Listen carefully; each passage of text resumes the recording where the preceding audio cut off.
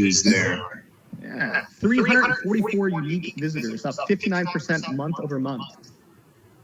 Run that one more time. Let people in the meeting know they're being recorded. So this conversation is being recorded. Clint Beastwood. Yes, that's my name. FYI. So let it be known and let it go on the record that we started with some good news today. Yeah, it's always great to check out the reach, seeing how many Left Coast Cave people are out there checking out the content, integrating with some of these modalities and mentalities. But I like to look every month, understanding kind of what that reach looks like, and ensuring that we're growing and that we're coming out with relevant content that people are looking for. So another success story this month alone, up 8%, with at least plus 59% month over month of unique visitors. So it's good stuff, man. And it's global. I mean, people from all over the world, every continent, essentially, actually, with the exception of Africa. I don't know why that continent's not giving us any viewership, but I'm sure we could find a way to fix that at one point or another. But it's just cool to understand, what it's looking like out there. And hopefully this content material is helping some folks. Nothing on Africa yet. Not yet. The operative word is yet. We'll get there, man. We'll go back to the motherland, maybe fatherland. I don't know how you want to call it. I'm trying to go live on Instagram as well, just in case Rick joins, because I've been trying to get Rick to join now for pretty much all week. I've been trying to connect with him, but I can't get this stupid camera to work, so I might just kill it at the same time as I try to start it, because I think that we'll have some useful information today for Rick particularly. Yeah. So I got this going right here. And so I don't know, I mean, if you want to join on Left Coast Caveman, that's cool. But if not, we can just go, because I've actually connected with some people this week and explained to them what we're going to be experimenting and talking about. And so a couple people were like, "Oh, that'd be cool. I'd like to check that out and at least listen in." But I was like, we don't do it live. We do it on YouTube. We post it the next day on Saturday. So I'm surrounded by products right now. Oh, that looks like a specimen right there. You know that, right? That looks like a huge bottle of specimen. It is specimen, and going to compare it with. Got my little base out. Compare it to a side by side to Lifeway Kefir. Let me kill this light so you can see that. So anybody just getting up to speed here, we are kicking off this week with a side-by-side on probiotics. And I made this batch of probiotics, I did a 24-hour, at least, it may have been closer to 30-hour fermentation process in the Instapot. So if you have an Instapot, you can plug it in anywhere that you have electricity, obviously, and ferment your own. I started with the organic kefir as a starter in raw milk. And I'm here to tell you, I'm a believer, man. I'm a believer, and I'm excited to hear what you have to say about your research on probiotics and specifically Lactobacillus Reuteri. But for me personally, I'm a believer. What exactly are you believing in? Give me a breakdown of some of the things you're experiencing from this inoculation of Reuteri. How do you say it again? I'm mispronouncing it. I always say it as Lactobacillus Reuteri. Rick didn't join, so I'm going to keep this. So we can just go on. All right. Yeah. I'm going to say it right one of these days. Discard. So I can just do my notes. But yeah, so all right, we'll get in the zone here. No more live video. I was hoping that he would join because I think that this would be something he'd find fascinating. But there's several things that I think that I've noticed. And I think like anybody, I mean, here at Left Coast Caveman, we talk nutritional modalities, fitness modalities, and mentalities. What have we talked about year to date, let's say, and everything that we have discussed is really the way that those three things are interconnected. They're not isolated. That's the reason why we talk about mentality, fitness modality, and nutritional modality every week, is because it's the same ball of wax, right? For me, at least. And so what I've noticed more than anything in me, I mean, I would admit that I'm a pretty fine-tuned machine when it comes to my body. Like I pay attention to very nuanced differences in my health. And one little thing gets off and I can kind of I will pay attention to it. And one little incremental change, I pay attention to it. I zone in and I'm constantly in my own head and paying attention to the little changes in my body and how these things affect me. And I do a lot of, let's say, positive things for my mentality, my nutritional modality, my fitness. And I do some negative things, cheers to that. Cheers to that. What do you got? Oh, what are you rolling with? A little bit of that Bud Light, sir. Get those grains. Bud Light, for example, would be maybe something on the negative side of the ledger. Oh, 100% negative. That's okay though. It was a good day. Got to celebrate so, those wins. And so to answer your question, we've been talking about Lactobacillus Reuteri. I've been on it, let's say, for solid 5 days. And just to back up and say, I've done it in pill format. But just recently, I found it in this product, this Lifeway Kefir. And I'm not sure it has 9 different probiotics in it, which we should dive into deeper at some point. Like, what are the different probiotics? Are there other probiotics that have proposed benefits for health? And what are those benefits for health? But Lactobacillus Reuteri continually comes up in research as being like one of those less commonly found, but more exponentially impactful probiotics for men's health and for women's health. I was turned on to it by a company named Umzu, who had some kind of an advertisement out there talking about how it helped rats grow bigger balls, right? And so I started researching it a little bit and found that there was some substantial evidence to suggest that some of these things I was reading was that it like substantially increased free testosterone levels in men. And it substantially impacted like the pH balance of women in the same region, let's say, like that the left coast cave ladies could benefit in the reproductive section of their body by taking this probiotic as well. Something about how it like balances the, I didn't dive too deep into that research, but anecdotal evidence. Okay. So back to like the whole, I do some things that are good for my body, some things that are bad for my body. So what I've noticed more is that like, I've noticed less impact of like the negative things and more of like a balancing, if you will. Better sleep quality, deeper sleep quality, feeling more rested, feeling like I have more energy, definitely like a noticeable increase in vascularity in like the male performance region, let's say, in size. But I'm taking like, you were saying that you were taking like a cup of this a day, which would be like a quart of this a day, or like a quarter of it. So when I was looking at some of like the clinical dosages, it was anywhere from like, let's see, clinical dosages, and you probably have some information on this, and I'll shut up. So this has like 3 billion. What is the CFU again? It's like the colony forming units. Yeah, per container. So like a cup of it would have 750 million CFU of probiotic. And I've found a lot of like 100 million or something was like the base minimum for what you should be taking in a probiotic to notice a difference, and that you would have to take it like 4 to 5 days. Let me cut to the chase. I know I'm rambling on, but this versus this. So like I did a 48 or a 30-hour fermentation, and this is clearly like much more powerful. And as you ferment the milk in the Instapot, the probiotic and the bacteria multiplies, right, and starts eating on the lactose in the milk.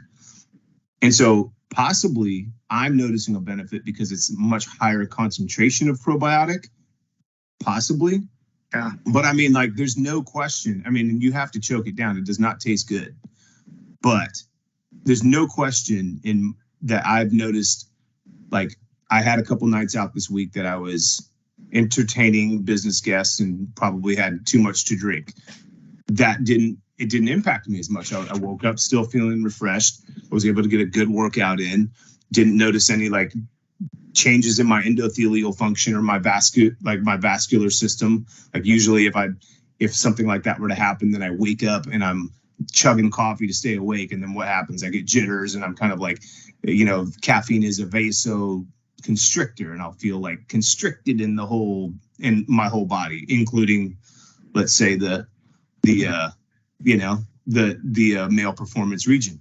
I didn't notice any of that. It was just like clicking right back on and balance. So I guess like to sum it up, like to me, the gut health and like the gut benefits of taking the probiotic in this format definitely helped me feel more balanced and like less ups and downs, or less like less impact from any of the positives or negatives that I'm doing. More just like felt like just like a primal, just steady human being. No problems working out, no problems resting, no problems waking, just clean energy, and definitely like some noticeable, I would say, just I'd say like more like level. Yeah, well, that certainly coincides with what the research and proponents of kefir talk about, how it provides the substrate for creating the neurotransmitters like serotonin, which is a mood regulator, melatonin, which you also mentioned, helps with sleep. So you're having better rest, you're feeling better in terms of your overall mood, so you're rebounding more so from the various insults of alcohol or whatever other debauchery you might be getting into that week. So those are pretty consistent with what a lot of this research indicates. Now, me being the naysayer of and I feel like I'm the ultimate skeptic of supplements, because I don't know if this is just my own personal bias, but I oftentimes don't feel any discernible effects from taking any sort of supplement. Hence why I don't do many supplements, and I'm very skeptical of their efficacy. And to that point, I'm going pretty strong this week, and week before I was off and on with it, but I'm not noticing any sort of effect from it. I'm not feeling any worse, but I couldn't say that I'm feeling any better. I mean, this was a good week though, considering that I feel like I was more so recovered from my last bout with the beer bug. So I mean, training wise been great, sleep has been great. So all of that has been on the up and up, but I can't say that, well, it's because of this inoculation of the kefir. But nonetheless, I'm still intrigued, especially by here. I want to give it a full round of testing. So I've got maybe 3/4 left of this bottle, which looks like the same one you're doing. It's slightly different. I think it mentioned it had 12 probiotic strains in it, and yours looked like it was organic, whereas mine is not.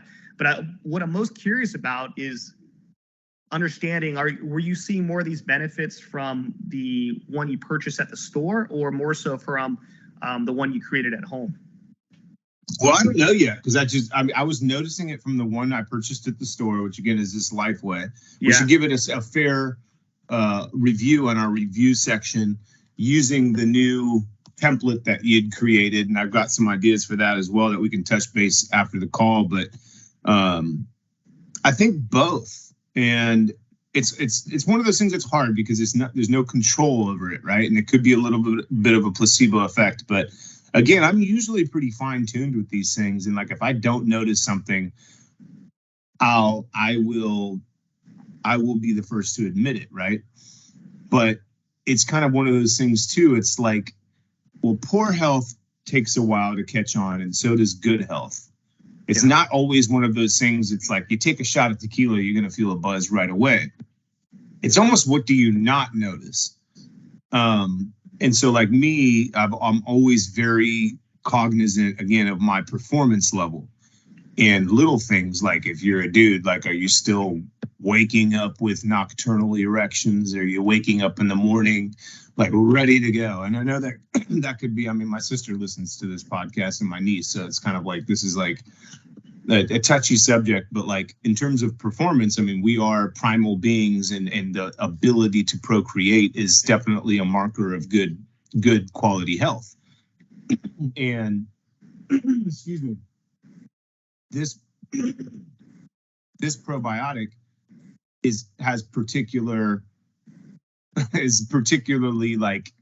has been studied with that particular effect in mind for both men and women. vaginal health and testicular health. So there was like studies done on rats and mice, and the aging mice particularly like noticed an increase in testicular size or less testicular atrophy as they age, and better testicular function. So like increase in seminal fluid during reproductive activities. These are things that you're not going to measure, if you're just casually going about your life. But I noticed like an impact, I would say, like overall with the probiotic, and I'm intrigued by this idea of taking it in the dairy format, because I've always taken it in pill format and never really noticed much of a difference. But when I started taking it in the kefir, I definitely noticed a difference, or kefir, or whatever you're saying. But I mean, like side by side, the homemade versus this, probably not. There's no, like, I didn't notice any kind of like notable difference, other than I feel less impact of this on the pocketbook because I drink a lot of it. Like, I just drink that much since we've been sitting here. Wow. That's probably as much as you've been taking in a day. So I'm definitely taking more on. And I think that, like, I've not been much of a dairy consumer, but I'm really kind of intrigued by the process in general, like how the bacteria, like I noticed when I first tried the batch after only fermenting it for 8 hours, it tasted okay. But then as I fermented it longer and longer, it got like way more sour. And I noticed that, and I started reading about that. Like, is this still safe to consume? I was concerned about it, but it said that with the Reuteri, again, like it's kind of isolated in the world of probiotics. It's kind of an anomaly. You need to do a longer fermentation process with that probiotic, and the more sour it gets, the more indicative that is of the bacteria growth in it, because it's eating up all the lactose in the milk. It's feeding on the lactose, and then it becomes that's what gives it that sour flavor. Yeah, it produces lactic acid, and that's the byproduct of that fermentation, of breaking down the sugars. So that's why it tastes, to put it eloquently, like shit, in my opinion. It's because of the massive amounts of lactic acid in there, and that's why, and I'm sure most people would agree, it's not a pleasant drink. Like, it's not pleasant to drink. It has a tang to it, and it's almost similar. For dinner I had some kimchi, and kimchi also, has that tang to the end of it. For whatever reason, I find it more palatable, but it's because of that lactic acid. And same thing with sauerkraut, sourdough. And what's interesting, I think, for those that are a bit hesitant with dairy, is this is actually a better way of getting your dairy, as in, like, you're not going to, because the bacteria eat that lactose and milk sugar, which generally causes digestive issues. You generally won't have that. So that's kind of cool for those that are lactose intolerant. You still want to get the benefits of this food group here. So I think that's cool. Verdict's still out. I'm going to continue just because of the sheer amount of research and monies that are being spent in understanding more that, the gut brain heart axis and how all that is linked and how you can influence it. That's super intriguing to me. And so, I think that my biggest question, I have a few questions, and we'll have to maybe talk more about it once we do some further research, is how much of it actually makes it past your stomach and makes it past, to the actual point where it colonizes, right? How do you know it's not? And I think that's the problem with most probiotics out there, is it doesn't. You think you're getting the benefit of probiotics, but it's all getting destroyed in the stomach acid. So it doesn't ever get to the actual point of colonization and then influencing the construction of various neurotransmitters. So, and we all know that majority of your neurotransmitters are like made actually in your gut, right? It's made by bacteria, by this foreign entity that enters your body through your food, which is such a cool concept if you think about it, right? The substrate is well, I guess really not. All food provides with the energy. It's all outside the body. But anyways, like, there's a real cool symbiosis going on there that I'm intrigued by. So, for me, verdict's still out. I'm going to continue. And I think we need to continue this segment with other various foods that have that probiotics, and kind of gets me to the point, like, I have such a weird aversion to it, and I don't know how many other people do as well. So it'd be cool to understand other people's experiences with it as well. But maybe there's something too. Obviously, you're sitting there chugging it like a champ. Guy takes it with, no facial expression whatsoever. Just this is every day right here. This guy is meant to take it. Well, And for me, it's kind of interesting because like I have a complete opposite. I mean, I look like I'm taking a shot of tequila when I have some of this probiotic. I mean, it's really quite absurd when I drink it. So I wonder if that's like some sort of natural mechanism, a revulsion mechanism, if you will, of like, hey man, that's not for you. I mean, obviously I'm not noticing anything from taking it. And also I have this huge revulsion to it, if you will. Like I want to stay away from it. So I wonder if that's the body, individual differences talking about, hey, this isn't for you, or I don't know. That's just a side note, a side thought that maybe we'll get into later on. But listening to the body, listening to the more of those intuitions around what's right for you. I mean, I looked in the makeup of where kefir was like originated. I guess it's more like in the Russian area, the Caucasus Mountains and such. That's where like it originated, and obviously it's spread all over the world. And so I don't know what your roots look like, but I always figured that there might be some implications for where your ancestry was, and like the different foods that maybe align more so with that root. But once again, that's somewhat pseudoscience, but kind of fun to think about. Yeah, it could be. I mean, I know the French are very big on yogurt, and my last name is technically French, even though like recent generations are more Irish and German, and it tastes to me like buttermilk, and buttermilk can be a very unpleasant taste for a lot of people. But there's a couple of things like, to me, yeah, I mean it's not pleasant. I mean it would taste better with some honey. I'm gonna do some culinary. I'm gonna do some culinary and post on that, and actually use it as a superfood. And so a lot of times, like I can get past the taste of something if I do notice a significant benefit to my health. And I do notice a significant benefit to my health with Lactobacillus Reuteri, specifically this strain and this product. I'm not with eating yogurt regularly. I've not with taking probiotics in the pill format, but taking it in this format, I've noticed a specific change in health. And I mean, everything from like just my mood being more steady, less ups and downs, just, I mean, all kinds of stuff. I mean, the gut health is pretty substantial. I mean, and of course, like regular, being regular in the bathroom and just less like, disturbances there.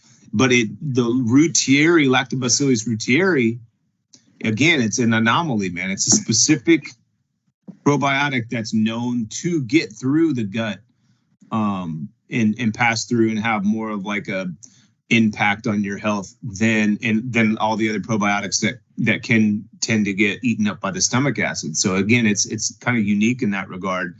And I'm fascinated by what I sent you earlier today, that it was first like brought to the supplement industry by being isolated from a mother's milk, a Peruvian breast milk.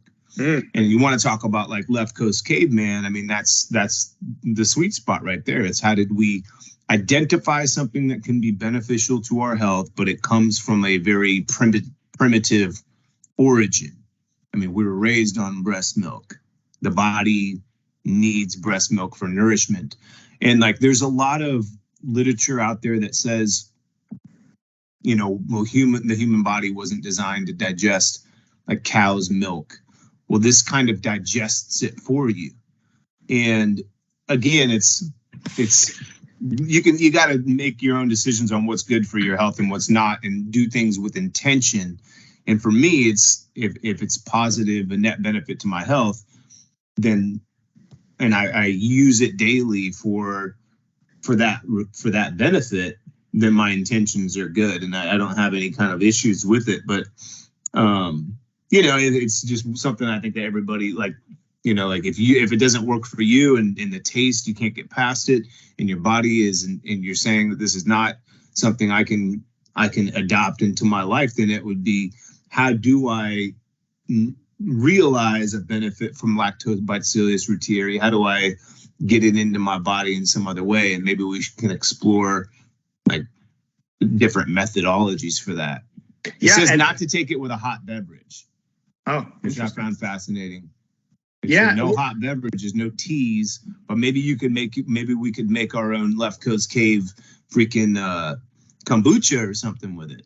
Yeah, what you touched on earlier I thought was interesting was how you wanted to add honey to it. Well, that might actually be a really great idea, because I think that would fall more into like the prebiotic category, right? So now you're combining or stacking these supplements, and prebiotics are essentially the substrate, the food for the probiotics. So that could be very interesting. You're providing like almost like, you can look at that when you drink it as a starter. You're trying to start a colony, or maintain a colony in your body, and by providing a probiotic with, or I'm sorry, a prebiotic with the probiotic, now you're ensuring that starter starts, has a higher success rate of colonization. So there's something interesting there. I don't see a lot of companies doing anything. I don't, at least I don't know of in that space, but I think that's a way to optimize, your probiotic intake, is how to stack it with a prebiotic. Yeah. Well, cool, man. I mean, speaking of different products and companies, I did run into so we should start doing a midweek, maybe a product focus, because I ran into a product this week that was a probiotic bar. I don't even remember the name of it, but it was like a probiotic bar, like a nutritional bar. And I've like been running into all kinds of cool stuff. I'll turn the light down so you can see. But so like going into the indulgent category, like sugar-free chocolates. This one's infused with maca, cacao, moringa, chia, and quinoa. Well, so just talking about these companies that are doing all kinds of like infused products. Here's Unreal. This is like a monk fruit sweetened chocolate, so indulgence without the sin, But a couple things I ran into this week that I found really freaking cool that I want to review on the cast were these like top chips that were nootropic infused, and I can't even freaking tell you how good these things were, but nootropic infused chips. I found these at Sprouts. So we gotta start. When you said that, I mean, like I was thinking, like companies are definitely starting to think about infusing their, like, what's better health, what's better for your health, what can I infuse my products with, like potato chips with freaking nootropics in them, and as we start to kind of develop our B2B platform and reach out to some of these companies and find out what's trending, what's working for people, what's not. And our site continues to grow, and we're developing the left Coast Caveman template for determining if a product is cave approved. The verdict's still out on Lifeway. For me, yeah, it's cave approved. I mean, it's simple. It's there's no ingredients in there that I would disagree with. I mean, even just the story behind it. My father, Michael, loved his new home, but missed it. Kefir, a probiotic superfood staple of the Eastern European diet for nearly 2,000 years. So it's like, it's definitely something that's been part of our human tradition for a long period of time. And despite what anybody says, I mean, humans make decisions based on what's good for them and what's not. There's a story in the Pilgrim's Progress, and I'm probably going to chop it up and make it like not make sense. But there's a part where I've heard it said before, like Pilgrim is going up and he's like having breakfast, and he's at this restaurant, and there is some kind of debate between him and somebody at the restaurant, or the server at the restaurant, or at this ranch or something, talking about like, well, what is milk other than just the secretion of a cow? Isn't urine the secretion of a cow too? Like, or something along those lines. Like, this is silly. Like, why are you? And Pilgrim has to think about it for a minute, and he's like, yeah, just the secretion of a cow. Maybe this isn't what we should be eating. And then he eventually like responds to him and says, you're a liar. You lie by saying that, because you're not noticing the difference between what nature intended for refuse and what nature intended for nourishment. And so it's like, it's important to just, as we find products, as we find these things, to not look at the lies, or look at the literature, or look at what this research says versus that research says. I mean, there's a lot of good research on this product, on Lactobacillus Reuteri particularly, but there's probably a lot of research out there that says like you shouldn't eat dairy. But it's like, listen to your intention, listen to your the difference between what nature intended for refuse and what nature intended for nourishment.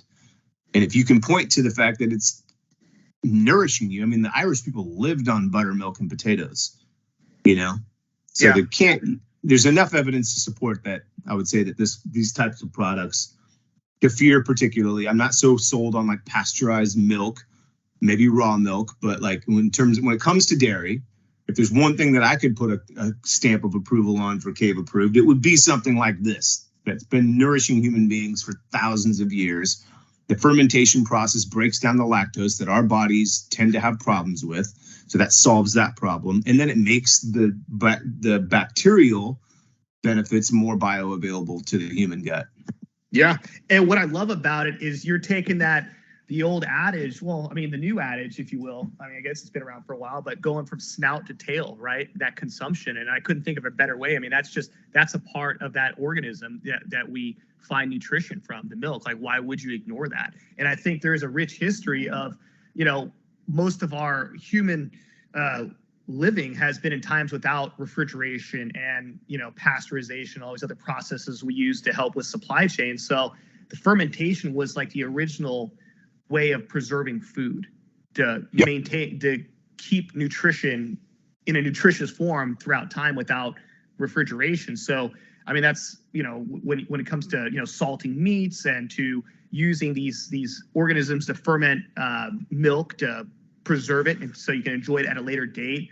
I mean, same thing with all these vegetables. Once again, back to sauerkraut, that's cabbage, or kimchi, which is cabbage. I think in pickles as well, or cucumbers. Anyways, it's a way of preserving nutrition over time without. And I there's something to it. There's a rich history of thousands of years of us using. I mean, how they discovered this, I don't know, but I mean, what an ingenious form. And I feel like most people's diets are definitely devoid of that, that fermented food. I mean, if you think about it, how many people, have fermented foods in their diets on a regular basis outside the initiated, the left coast cave people out there that understand there's some ancient benefits to it that, can, to your point, is unlocking some really interesting mood stabilization attributes. And so, there's something there. I like it. Very good. Well, before I go run and throw these back in the refrigerator real quick, I'm going to run through and then we move on to our modalities of mind and body. I'm going to rattle off a couple facts that I researched, and maybe if you have anything, you could rattle those off as I throw these in the refrigerator real quick. But not to spend so much time. I mean, it's already been 37 minutes and we haven't even moved off Reuteri. But I'm telling you, dude, to me, it's like almost, it's one of the more profound superfoods that I've ever researched. Reuteri had profoundly increased levels of circulating testosterone, talking about a study done, regardless of the type of diet they consumed, talking about in mice. NWD, a bunch of scientific stuff, fed groups of mice, blah, blah, blah, blah, blah. But what does L-Reuteri do to your body? Lactobacillus Reuteri is a species of probiotic bacteria. It may provide some benefits for cholesterol levels, reducing H. pylori levels, the pathogenic bacterium which contribute to ulcers, female urinary tract and vaginal health, and infant gastrointestinal health. Probiotics can raise testosterone levels. A study with aging mice that were given the probiotic Lactobacillus Reuteri in their drinking water resulted in larger testicles, increased serum testosterone levels, and spermatogenesis, whatever that is, sperm, compared to their regular diet counterparts. So just some facts out there, but should notice effects within 3 to 4 days, and I already talked about it. Was originally isolated from the breast milk of a Peruvian mother. Yep. So I'm gonna throw this in the fridge real quick. I'll be right back. Yep.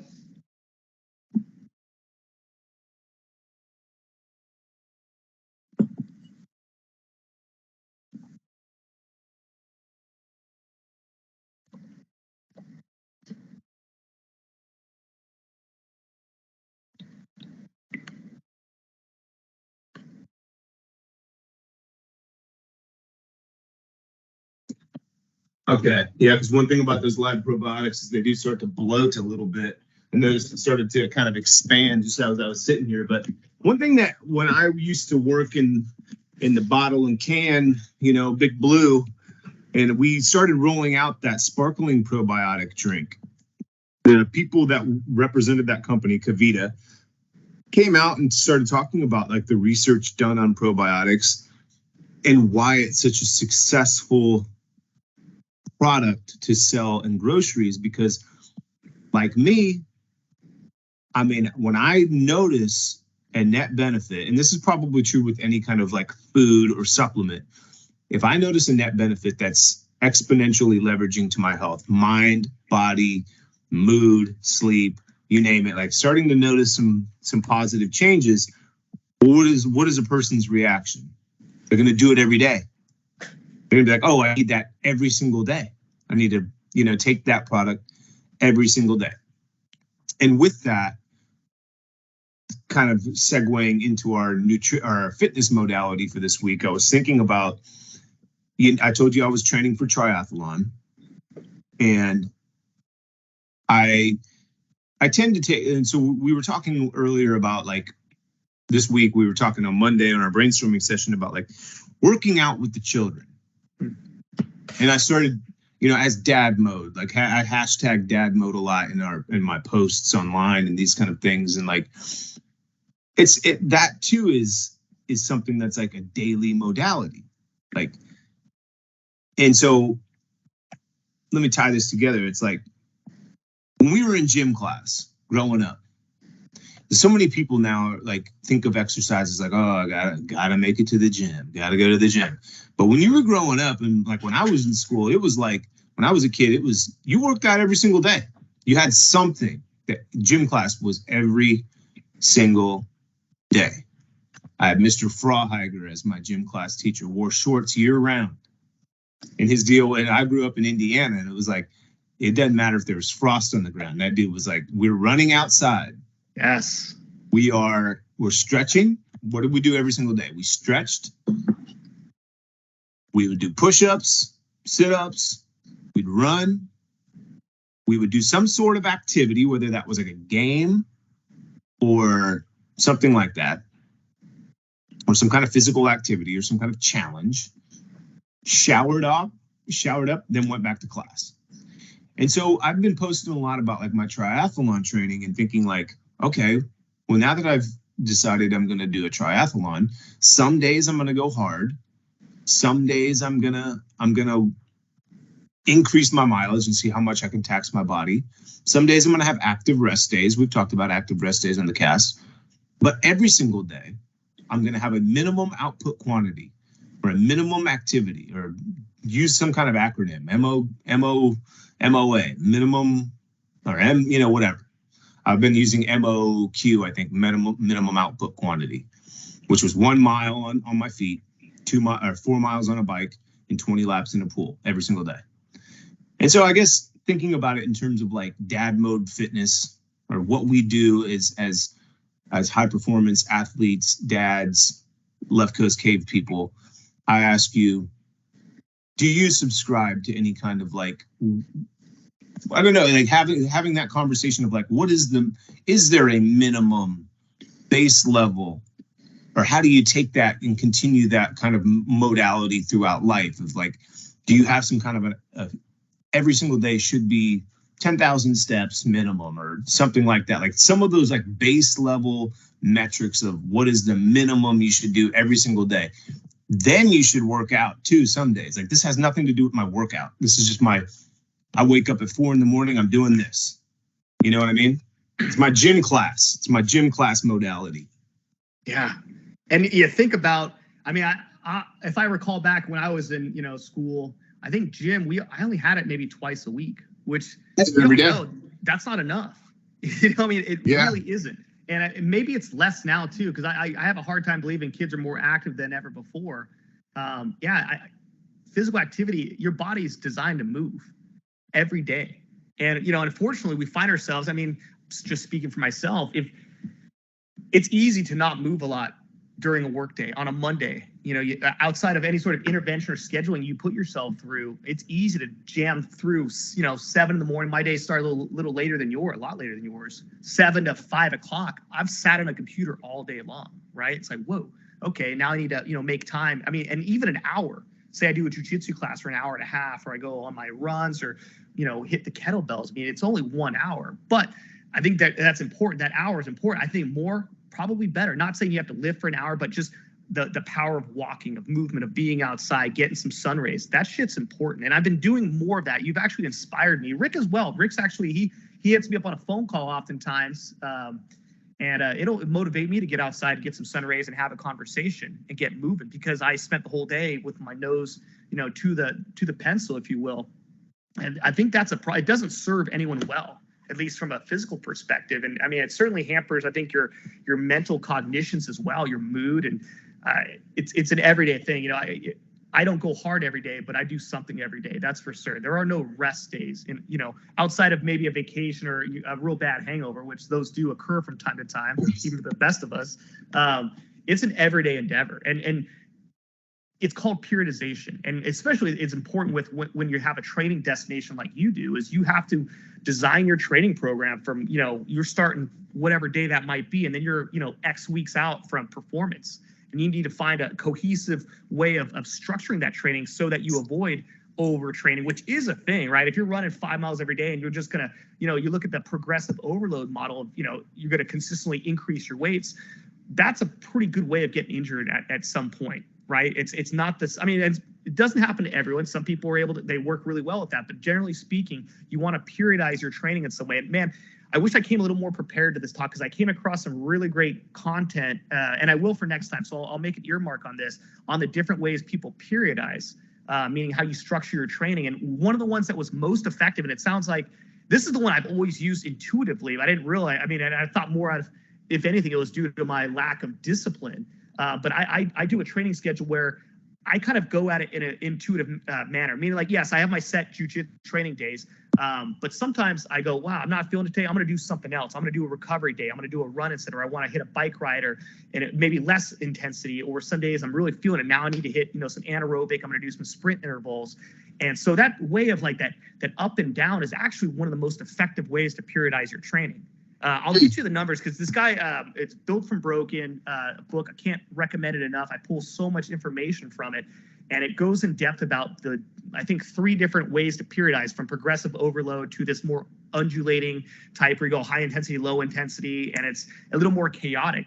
And even Pavel Tsatsouline talked about how that, and they don't understand the exact science behind why it's the most result-driven periodization cycle, but it is. And it sounds like intuitively you're doing it as well. You're like, not every day you're just, I'm going to run 5 miles, swim 5 and ride 5. You're going off a little more intuitively. Like some days it's going to change up, and maybe those days, every Tuesdays you're that day, but maybe the next week, Wednesday, it works better. And sometimes life will just happen to you, and it'll, by some sort of haphazardness, serendipity, if you will come into play, and then you'll adjust, and you're better off because it's a weird, and I think it goes back to ancient human beings. I mean, ancient human beings didn't have a sense of Monday through Friday. That 7-day week of how we structure training, that's fucking in the mind. That isn't a real thing. Right. You know what I mean? So that in itself, a human contract, although helpful at times. But you think about like how, every day was different. The needs of the day, the needs of the tribe, the needs of food proclamation, how you're getting your food, how you're hunting, that differed every day. And some days you were with your teams, running full blast, trying to, stick a spear in that animal. And other days, maybe it's a little more hunting, a little more gathering. You're walking around and you're grabbing some oranges, or so if you look at like the natural patterns, what we would assume the natural patterns would be chaotic, if you will. Like if you looked at it from a training perspective, which most of what we do is, like, you think about it, is building us up to be a good hunter and gatherer. Absolutely. And this ties in perfectly to the mentality piece as well, because we talk a lot about being on the path, and we talk a lot about supreme being through modern hunting and gathering, and this like idea of accelerating towards something. And you talked about destination, and I love that you used that terminology, but it is chaos. It is definitely a chaotic world, and we adjust as we go. But that's why, like, having something like a minimum output quantity per day when it comes to your fitness modality, but not only that, when it comes to everything that you do, when it comes to how you execute your work, the more discipline you can have, the less you have to talk yourself into it. Same thing with your nutritional modalities. Like maybe you should have your MOQs for your nutrition too. Like what do you take every single day? Is it probiotics? Is it your multivitamin? Is it having a good source of whole foods and fruits and vegetables, and like just intention behind your nutritional modalities, like a good solid base for your intention, so you're not easily swayed by we talked last week a little bit about on our mentality piece about external ideas or influences coming in and making you feel fear and negativity about your way of life. Well, you can block that out if you have your destination in mind and you know your intention behind what you're doing and you're not easily swayed. Because the mentality piece that I was really focusing in this week is I started a book on Cybernetics. And we've been talking about the Celestine prophecy for some time. That was a great fictional book, but this is Cybernetics has been used in, I think Grant Cardone has talked about it in his work. Napoleon Hill has talked about it. Pat Riley, the famous coach of the Chicago Bulls, one of the greatest coaches in history, and Vince Lombardi, and all of these people that have used this idea that it originated from the technology that went into developing the self-guided missile. And the principle is that there's a computer, and that's called a computer, in this case, our brains. Now we're shifting all the way into mentality piece, but it's like there's two different modes that you can be on. One is you have your destination in mind, and the other is you're trying to find your destination. And the only thing you have to work on is feedback, positive feedback and negative feedback. And nobody responds to positive feedback as much as negative feedback. And it's really hard for me to kind of flesh out this idea, but basically what happens is like a missile heading towards its destination won't tell itself anything until it notices that it's off course. And then if it notices it's off course, then the negative feedback says, oh, course correct. And it'll go back and like until it goes off course again, and then it has negative feedback that then tells it to course correct. So reaching its target is a process of failures along the way, and thousands of failures. But the idea is that you continue to move forward. And like the only way you could do that is like kicking in those automatic features. Move forward. What is my automatic feature? Well, I know that I need to take care of my gut health. So I'm taking, I know that from my course, my destination is towards better well-being. And I know that better well-being includes my gut health, includes my brain health, includes my body and my fitness and my cardiovascular health. So what are those things I can do to constantly kick those in? And the only way that we can course correct is paying attention to the negative feedback. Well, shit, when you take a whole week of boozing and you're out there and then all of a sudden you get hit with the bug and you're sick, what was the first thing that you said to me? You're like, yeah, man, that is not the way to do life. I don't want it. Like, obviously, I'm not going to make progress if I can't hit the mats, if I can't be out there. And, so why don't you do that every single week in and week out? Well, it's because you course corrected. And so it's not so much. And so like success then is inevitable when you kick in those features of course correction. So many people strain themselves in thinking like, oh, well, either A, you have to find the destination, or B, you're striving. We've talked about that before, like striving towards that destination rather than just paying attention to the feedback along the way and recognizing that success in your destination, if you have the destination in mind, let's say, if you don't, that's a topic of another conversation. But if you have your destination in mind, you understand what it is that you want to do and what you're doing, that all you do is move forward pay attention to the positive feedback and the negative feedback and continue to make movements. And that's why it's like your minimum quality, your minimum nutrition, your minimum activity level, and your minimum mentality, like every single day. What are you reading? What are you studying? How are you paying attention to your mind? Are you meditating every day? Are you taking in not like, good quality? Are you studying somebody that has done it before you, that you can mimic or monitor, or like take some of those same steps? I don't know, but I mean, like the Cybernetics, I'm looking forward to like kind of continuing to develop this mentality piece, because I have a feeling I'm on chapter 2 right now, that it'll continue to unlock and be like pertinent to the LCC path and what we talk about and what we're trying to help people understand in their paths and determining what their destination is and how to create more positive momentum rather than falling into those traps of that negative feedback. That was a long enough rant for me. I'm done with that. Yeah, well, I like that. I like that analogy with looking at the brain as the hardware, right?